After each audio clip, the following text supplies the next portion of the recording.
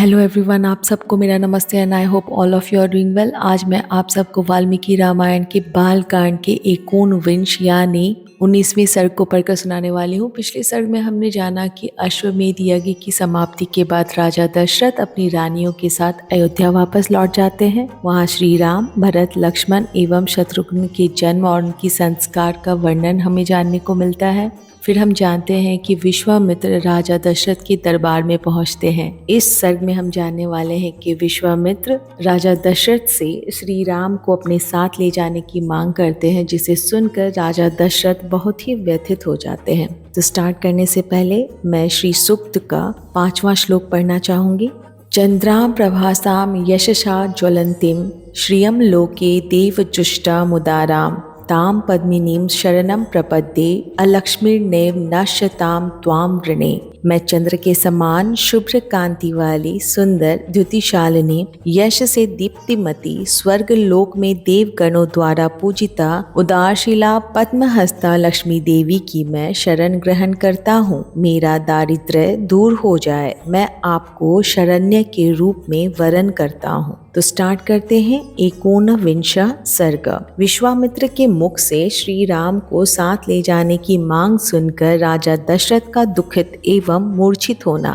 नृपश्रेष्ठ महाराज दशरथ का यह अद्भुत विस्तार से युक्त वचन सुनकर महातेजस्वी विश्वामित्र पुलकित हो उठे और इस प्रकार बोले, राज सिंह, ये बातें आपके ही योग्य हैं। इस पृथ्वी पर दूसरे के मुख से ऐसे उदार वचन निकलने की संभावना नहीं है। क्यों न हो, आप महान कुल में उत्पन्न हैं और वशिष्ठ जैसे ब्रह्मर्षि आपके उपदेशक हैं। अच्छा, अब जो बात मेरे हृदय में है उसे सुनिए। नृपश्रेष्ठ, सुनकर उस कार्य को अवश्य पूर्ण करने का निश्चय कीजिए। आपने मेरा कार्य सिद्ध करने की प्रतिज्ञा की है, इस प्रतिज्ञा को सत्य कर दिखाइए। पुरुष प्रवर मैं सिद्धि के लिए एक नियम का अनुष्ठान करता हूँ। उसमें इच्छा अनुसार रूप धारण करने वाले 2 राक्षस विघ्न डाल रहे हैं।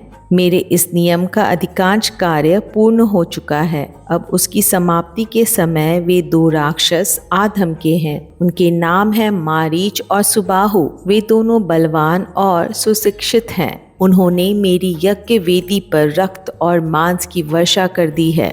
इस प्रकार उस समाप्त प्राय नियम में विघ्न पड़ जाने के कारण मेरा परिश्रम व्यर्थ गया और मैं उत्साहहीन होकर उस स्थान से चला आया। पृथ्वीनाथ, उनके ऊपर अपने क्रोध का प्रयोग करूं, उन्हें शाप दे दूं, ऐसा विचार मेरे मन में नहीं आता है, क्योंकि वह नियम ही ऐसा है जिसको आरंभ कर देने पर किसी को शाप नहीं दिया जाता। अतः नृपश्रेष्ठ, आप अपने काकपक्षधारी सत्य पराक्रमी शूरवीर ज्येष्ठ पुत्र श्री राम को मुझे दे दें। ये मुझसे सुरक्षित रहकर अपने दिव्य तेज से उन विघ्नकारी राक्षसों का नाश करने में समर्थ है। मैं इन्हें अनेक प्रकार का श्रेय प्रदान करूंगा, इसमें संशय नहीं है। उस श्रेय को पाकर ये तीनों लोकों में विख्यात होंगे। श्री राम के सामने आकर वे दोनों राक्षस किसी तरह ठहर नहीं सकते।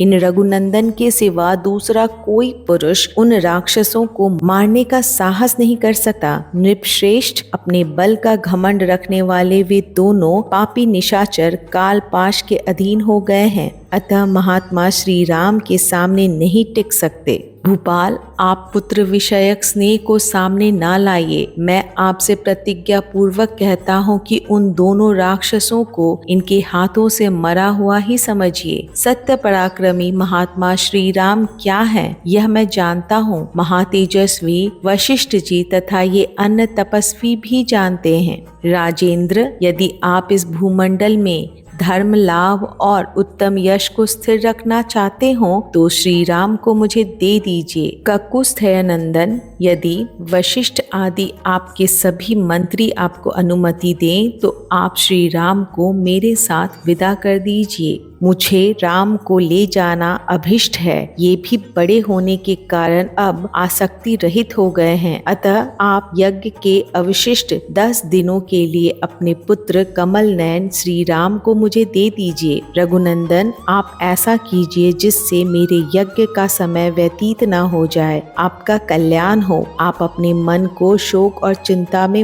मत डालिए। यह धर्म और अर्थ से युक्त वचन कहकर धर्मात्मा महातेजस्वी के परम बुद्धिमान विश्वामित्र जी चुप हो गए। विश्वामित्र का यह शुभ वचन सुनकर महाराज दशरथ को पुत्र वियोग की आशंका से महान दुख हुआ। वे उससे पीड़ित हो सहसा कांप उठे और बेहोश हो गए। थोड़ी देर बाद जब उन्हें होश आया तब वे भयभीत हो विषाद करने लगे। विश्वामित्र मुनि का वचन राजा के हृदय और मन को विदीर्ण करने वाला था। उसे सुनकर उनके मन में बड़ी व्यथा हुई। वे महामनस्वी महाराज अपने आसन से विचलित हो मूर्छित हो गए। इस प्रकार श्री वाल्मीकि निर्मित आर्ष रामायण आदि काव्य का बाल कांड में 19वां सर्ग पूरा हुआ। जय श्री राम।